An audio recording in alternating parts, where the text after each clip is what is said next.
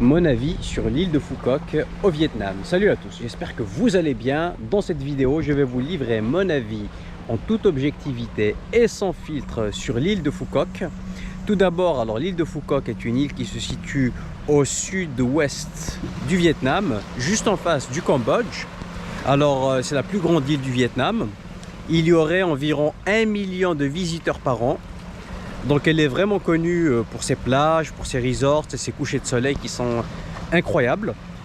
La plupart des touristes, ils ont un avis positif de l'île, à peu près 80% d'avis positifs. L'eau elle est chaude toute l'année, c'est-à-dire entre 27 et 30 degrés, ce qui est vraiment excellent. Vous avez des plages paradisiaques, notamment Long Beach, Sao Beach, Ong Lang. Vous avez aussi des plages magnifiques au nord-ouest qui sont malheureusement pas accessibles au grand public. Il faut vraiment résider dans les hôtels en question, juste à côté du Sheraton. Mais vous pouvez aller à Palm Beach et puis longer le long de la plage. Et puis là, vous avez accès, on va dire, à cette plage-là. Et vous pouvez normalement y accéder, il n'y a pas de barrière ou autre. C'est juste que si vous entrez par l'entrée principale, ça ne le fait pas. Vous avez un rapport qualité-prix qui est acceptable. 70% à peu près des voyageurs estiment que les prix sont justes. Et c'est vrai, quand vous comparez avec des îles comme Phuket et compagnie, ou comme Koh Phi Phi en Thaïlande, c'est vrai que vous avez quand même des prix abordables, même si c'est plus cher que le reste du Vietnam.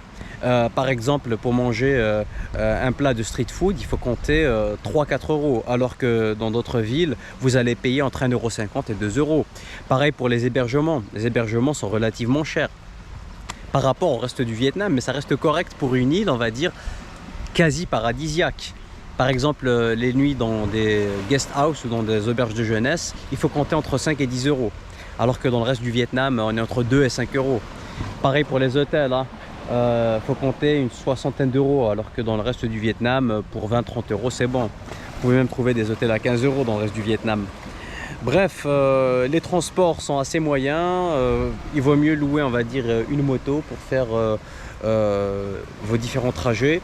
Vous pouvez aussi prendre le bus, il y a des lignes de bus, notamment le 17, le 19, le 20, si je ne dis pas de bêtises, pour parcourir, on va dire, les plus grands axes de l'île, mais vous n'êtes pas vraiment flexible.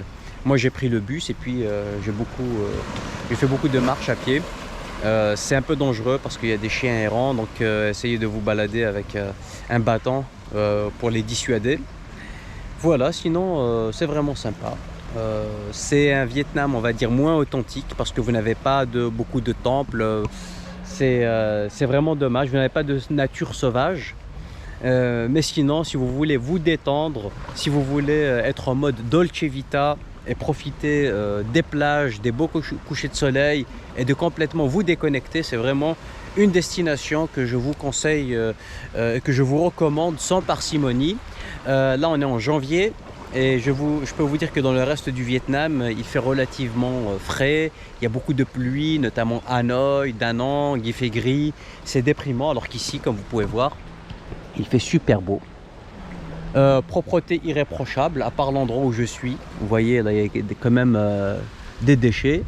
Mais bon, on ne peut pas avoir le beurre, l'argent du beurre et le sourire de la crémière. En tout cas, merci pour votre attention. N'hésitez pas à liker, partager, commenter.